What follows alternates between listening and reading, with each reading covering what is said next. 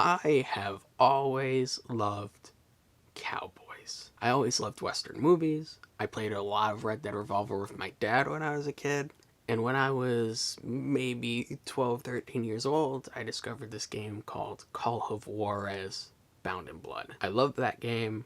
I played a lot of it. It was just a good first-person shooter set in the Western time. So when I saw that Call of Juarez the Gunslinger was on sale on Switch the past week, I had to pick it up and play it.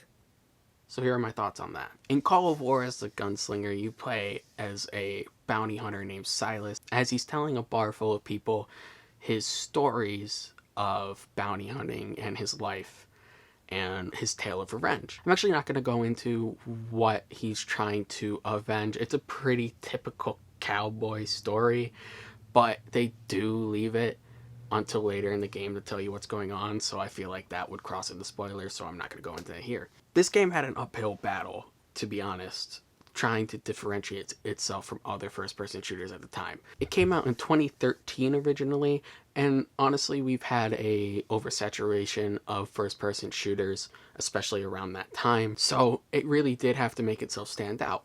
How did they do that? Well, I think narratively, they did a very good job of making themselves different. This is a man telling a story to a bunch of people in a bar. So you're playing the game not as it happened, but as he recalls it. He'll be talking and he'll get details wrong, and people will call him out because it's not like historically accurate, or he said something different a couple minutes before, and then the game will change, actually physically morph, or enemies will change to how he's telling the story. For example, he'll be talking about how he was stuck somewhere, and they'll be like, well, how'd you get out? And then he goes, well, a path just appeared before me.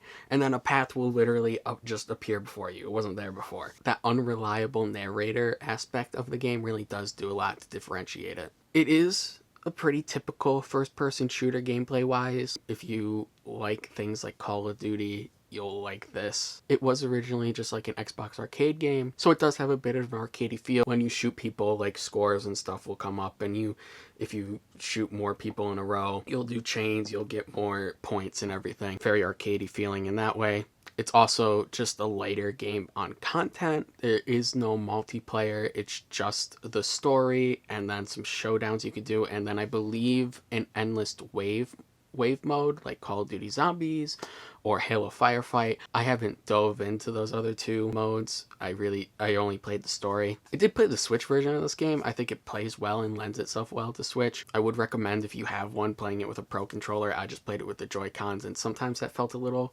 mushy, but it was okay.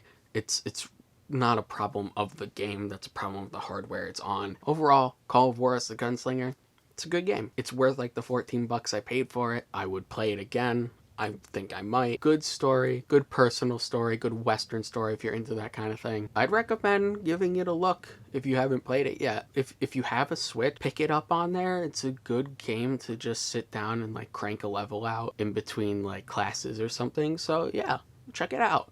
I'll give Call of Juarez the Gunslinger a B.